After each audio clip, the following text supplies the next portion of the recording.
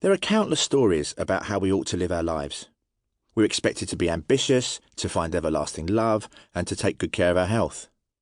The particularly dominant social narratives can serve to make our lives easier by providing guidelines for behaviour, and they might sometimes make us happier too. But they are at their heart stories, and ones that may not have originated with present-day people in mind. As such, many of these stories end up creating a kind of social dissonance, whereby, perversely, they cause more harm than good. They become what I will refer to as narrative traps, which together form the myth of the perfect life.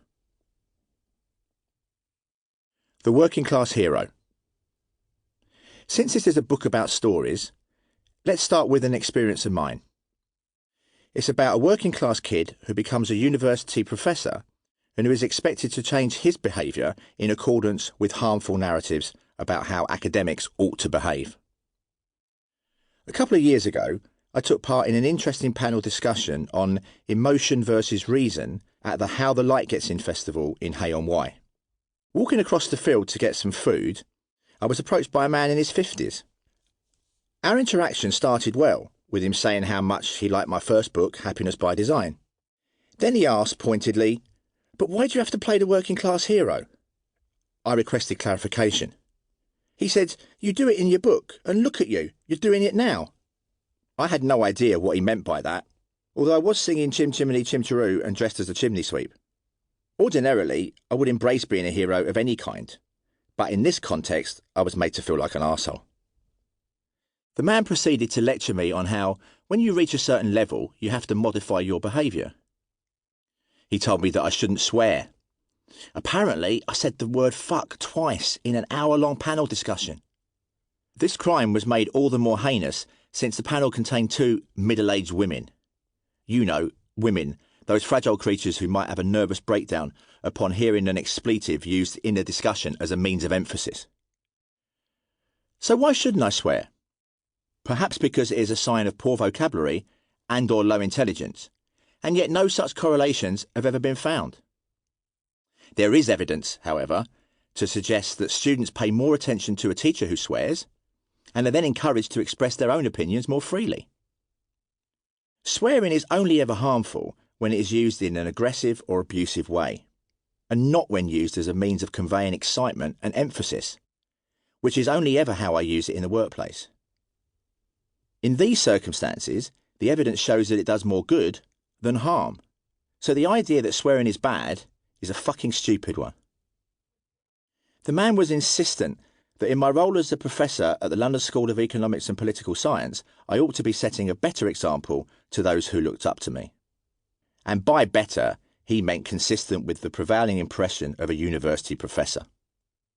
Take a quick look at the website of any department you like at the LSE or any other leading university, and the pictures of the faculty/staff will neatly illustrate what I'm talking about. He was appealing to a social narrative that placed the burden on me to act in a particular way based upon my middle-class profession.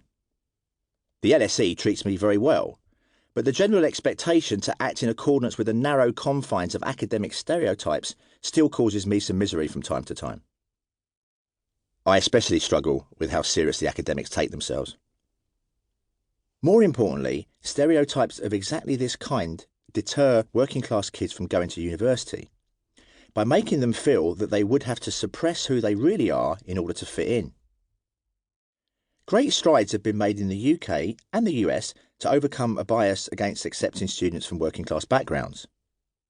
The LSE has increased its proportional intake of working-class students by more than any other elite university in England. This is commendable. But those cajoling working-class kids into higher education also need to consider that many of those kids really don't want to attend elite universities and mix with other kids who are different to them.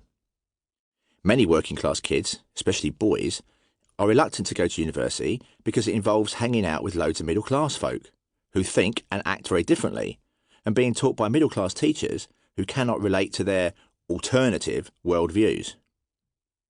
And even if they do survive this new environment, they then risk feeling alienated from a working-class background where they'd always felt at ease.